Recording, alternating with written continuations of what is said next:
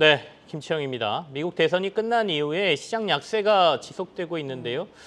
트럼프의 2기 출범에 대한 네. 시장의 불안감이 좀 있는데 그중에서도 그래도 항공우주, 조선주 이런 것들은 특히 방위주 이런 것들은 굉장히 관심을 받고 있습니다. 그렇죠. 조선주에 대해서는 앞서서 엄경화 애널리스트와 함께 집중 분석을 해봤고요. 이번에는 우주, 항공 그리고 방산 쪽에 대해서 집중 분석 해당 애널리스트 모시고 들어보도록 하겠습니다. 유진투자증권의 양승윤 연구위원 나오셨습니다. 어서 오세요. 안녕하십니까. 그나마 그래도 지금 맡고 계시는 섹터가 대선 이후에 관심을 좀 받고 있어서 다른 분들보다는 마음이 조금 나으실 것 같기는 한데 트럼프 2기 정부는 어차피 국방비를 확대할 거다라고 저희가 예기사항을 하지 않습니까? 특히 미국 고등기 훈련 사업이라든지 아니면 함정 사업 등에 대한 관심도 있는 것 같은데 실제로 우리 방산업체들하고 협력이 좀 기대가 되나요? 일단은 지금 이제 여러 가지 관점에서 생각을 해볼 네. 수가 있을 것 같은데 일단은 이제 당연히 미국 쪽에서는 앞으로 뭐 중국과의 경쟁이라든지 이런 지정학적 불안감 때문에 국방비를 좀 계속 늘려갈 것이고 이제 미국 기업들이 대부분 수혜를 보겠지만 일부 이제 한국 기업들이 참여할 수 있는 사업들도 방금 말씀 주신 것처럼 뭐 훈련기 사업이라든지 네. 함정 사업들이 나올 수는 있어서 뭐 국내 기업들이 이제 미국 시장으로 진출할 수 있는 기대감들은 이제 가져볼 수도 있겠다고 이제 생각은 하고 있지만은 또 안타깝게도 이제 미국 이제 트럼프 대통령의 그런 기조들을 보게 되면은 이제 바이 아메리카 이제 미국 거를 이제 사도록 하는 이제 그런 정책 방향성들도 있는 상황이어서 뭐 지금 당장 이제 단언을 해서 한국 기업들이 뭐 수주를 할 가능성이 막 높다 이렇게 좀 보기에는 아직은 좀 이른 감이 있다라고 생각을 하고 있습니다. 네, 거기에다가 우리나라 전반적으로 보자면은 트럼프 당선인 같은 경우에는 계속해서 유세 과정에서도 한국은 뭐 머니머신이다 그렇게 하면서 동맹국에 대한 이 방위비 분담을 또 계속해서 강조를 했잖아요. 예전에도 그랬었고 네. 이러한 부분이 국내 방산업계에 미치는 영향은 어떻겠습니까? 일단은 기본적으로 글로벌 국가들의 그런 자주 국방 수요를 키우면서 무기 수요를 더욱더 키울 것이다. 그래서 이 방산 시장의 규모가 한층 더 확대되는 그런 기대들을 좀 해볼 수가 있을 거라고 생각을 하고 있습니다. 근데 이제 또 이 리스크적인 부분들을 같이 본다라고 네. 하면은 이제 워낙 또 미국이 이제 그렇게 계속 뭐 무기들을 이제 알아서 사라 약간 이렇게 이야기를 하면서 이제 항상 하는 말은 미국 걸 사라라고 이야기를 하게 되고요. 그리고 또 이제 이런 흐름들이 나오게 되면은 뭐 유럽이라든지 아태 지역에서는 이제 자국의 방산들을 또 키우고 육성하는 움직임들이 더 나올 수가 있어서 이제 그런 방산 시장에서도 그런 보호주의가 확대되는 그런 모습들도 조금 이제 일부 예상은 해볼 수가 있을 것 같다고 생각을 하고 있습니다. 어쨌든 국방비나 뭐 이런 건 확대가 되겠지만 그게 자국 우선주의가 우선이 된다라고 하면 우리에게 큰 수혜가 안 될 수도 있다 이런 말씀이긴 한데 네. 유럽 쪽으로 고개를 좀 돌려보면 우리한테도 국방비 증액을 요구하고 있습니다만 유럽 나토 쪽에도 지금 분담금을 더 높여라라고 트럼프가 요구를 하지 않습니까? 그게 파이는 그대로인데 각국이 분담하는 걸 늘리는 방안이라면 우리한테 큰 도움은 안 될 것 같기도 하고 고민이 좀 있습니다. 어떻습니까? 유럽 쪽에서 국방비 늘리는 거는 저희한테 도움이 될까요?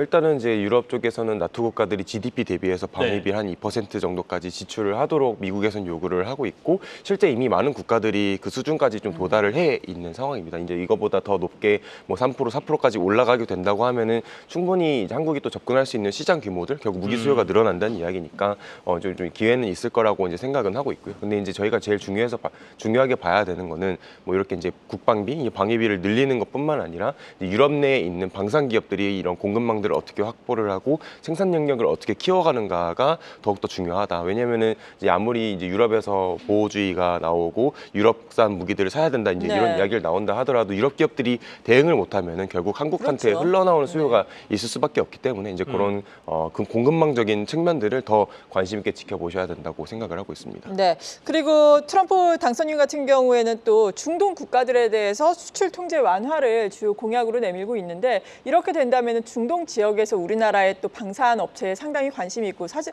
상당히 또 많이 요청을 하고 있는 상황이잖아요.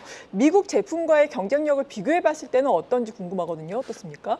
일단은 이제 저희가 또 하나 우려하는 부분들이 이제 아무래도 한국 무기들은 이제 가성비가 압도적으로 그렇죠. 예. 훌륭하고 뭐 예를 들어서 방공 무기 체계 같은 경우도 거의 미국보다는 뭐 4분의 1 저렴하면서 성능은 비슷하고 이제 이런 부분들을 이제 경쟁력으로 이 중동 국가들이 합리적인 선택들을 하면서 이제 한국산 무기들을 샀던 건데 어떻게 보면 장기적으로는 미국에서 이제 그런 바이 아메리카 정책들이 강화되면서 합리적 선택보다는 정치적인 선택을 할 수 있는 가능성들은 좀 우려스럽다고 생각을 합니다. 근데 결국 이제 미국의 그런 이제 대통령들의 임기라든지 이런 것들을 고려하면은 또 이제 사우디나 이런 중동 국가들은 계속해서 이런 미국산 무기를 사기보다는 또 이제 다변화하는 추세들도 좀 저희는 계속 가져갈 거라고 생각은 하고 있어서 충분히 한국 방산들의 여전히 좀 기회들은 열려 있다. 너무 부정적으로 볼 필요는 없다. 이렇게 생각을 하고 있습니다.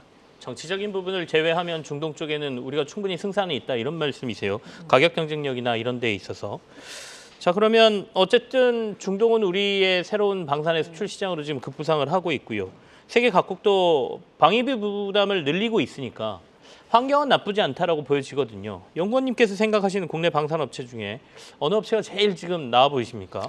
일단은 저희는 가장 이 수출 품목이라든지 판매 국가가 다변화되어 있는 기업들 중심으로 봐야 된다고 생각을 하고 있습니다. 앞으로 이제 내년이 되면은 뭐 러시아 우크라이나 전쟁이 종전이 될 수도 있고 뭐 계속해서 이 무기 수요가 유럽, 아태, 중동 지역을 돌면서 계속 활발해질 거라고 저는 생각을 하고 있어서 다양하게 대응이 가능한 한화 에어로스페이스 그리고 LIG 넥스원 그리고 한국항공우주 요 세 개 기업에 가장 좀 초점을 맞추어서 보실 필요가 있겠다고 생각을 하고 있습니다. 네. 우리가 이제 가장이라 그러면 하나를 의미하거든요. 그러니까 하나가 궁금하시군요. 세 개를 꼽으셨으니까 그 중에서도 우선순위를 가리신다면 방금 말씀드린 대로 이제 한화 에어로스페이스, LIG 넥스원, 네. 한국항공우주 그 순위군요. 요 순으로 그 봐주시면 될 것 순위군요. 같습니다. 네. 어쨌든 전반적으로 다른 섹터에 비해서는 방산이 조금 그래도 힘을 내주고 있어서 그래도 최근에 조금 올랐지 않습니까? 대선 이후에 이 부담은 없습니까? 지금 사실 네. 밸류에이션 고민들이 있고 또 저희는 이제 이런 투자 전략들을 좀 같이 말씀을 드려야 되니까 현재 사실 이 기업들의 실적과 이 밸류에이션 상황을 보면은 지금 당장 이제 추격 매수를 하기에는 좀 부담스러운 상황이라고 보고 있고 내년도 이후에 뭐 종전이라든지 네. 이제 이런 방산 쪽에서의 센티먼트가 악화되는 구간 그런 조정되는 구간에 매수하는 전략을 추천을 드리고 있습니다. 네, 주정시 매수 전략, 방산주에 대해서 주셨고요. 그리고 미국의 대선 과정에서 또 일론 머스크가 큰 역할을 해내면서 우주 항공과 관련해서 규제가 많이 완화되지 않을까라는 기대감으로 인해서 관련된 종목들이 우리나라에서도 오름세를 보였잖아요. 특히나 위성과 관련된 종목들. 하지만 이 종목들 같은 경우에는 시세의 연속성을 크게 가져가지는 못했어요. 실제로 뭐 밸류체인과 관련된 종목들이 있을까요?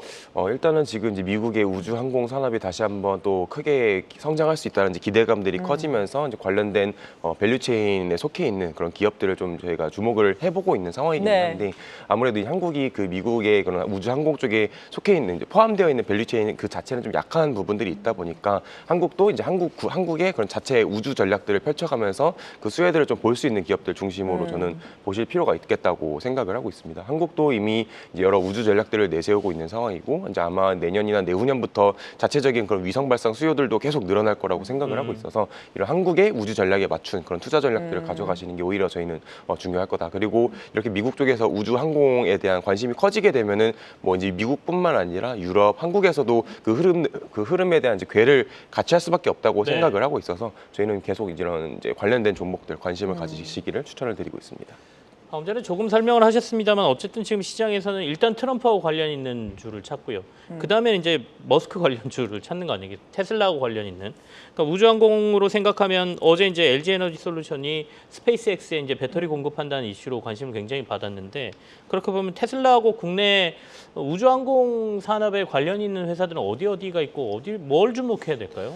일단은 이제 우주 관련해서 이제 발사체라든지 네. 이제 이런 쪽으로 지금 원소재를 납품하는 회사들이 있습니다. 뭐 정확하게 어떤 회사에 누가 어떻게 납품하는지는 뭐 공개적으로 알려진 부분들은 없지만, 네네. 근데 이제 우주 쪽 원소재를 하고 있는 대표적인 업체로는 한국의 이제 캔코아 에어로스페이스 그리고 이제 HVM 요 두 개 종목이 있지 않나 이렇게 생각을 하고 있습니다. 네. 관심을 좀 가져도 되겠습니까? 사실 이제 결국 이 시장의 파이가 커지게 네. 되면은 저희가 그쪽으로 이제 침투할 수 있는 시장 규모가 같이 커진다라는 이야기니까 계속해서 이런 실적 성장에 대한 부분들을 같이 확인하시면서 보시기를 추천을 드리고 있습니다. 네, 그런 쪽은 좀 중장기적으로 봐야 되겠네요. 그렇다면은 트럼프 2기 행정부 출범을 앞두고 우주항공 방산과 관련해서 전체적인 투자 전략을 세워주신다면요. 일단은 저희는 계속해서 이 우주항공 그리고 방산 시장은 계속 확대가 되어 갈 것이다. 다만 이제 내년 이후에는 이제 트럼프 대통령이 당선 이후에 이제 여러 가지 하는 그런 워딩 말들에 따라서 조금 이제 주가가 크게 이제 등락을 보일 수도 있는데 네. 결국 이 시장은 중장기적으로 성장한다는 관점에서 이제 가장 성장할 수 있는 기업들 중심으로 선별적인 투자를 하시기를 저희는 권고를 드리고 있습니다. 앞서 말씀하신 대로 지금 당장은 좀 많이 올라 있으니까 좀 쉬었다가 뭐 우크라이나 종전이라든지 뭐 이런 이슈가 나와서 조정받을 때 그때를 더 투자 포인트로 잡고 계시는 거죠? 네, 저희는 이제 조정 시마다 계속 사야 된다라고 말씀을 조정 드리고 시마다 있고요. 네. 분할 매수 관점으로 접근다. 네, 왜냐하면 이 시장이 흔들리긴 하더라도 네네. 실제 이 업황이 악화되는 것들은 저희는 아니라고 생각을 하고 있어서 저희는 이제 조정 구간을 계속 기회로 삼으셔야 된다고 말씀을 드리고 있습니다. 알겠습니다. 여러분께서 관심 많으신 우주항공, 방산 쪽에 대해서 자세한 도움 말씀 들어봤습니다. 오늘 이 시간은 유진투자증권의 양승윤 연구위원과 함께했습니다. 감사합니다. 감사합니다.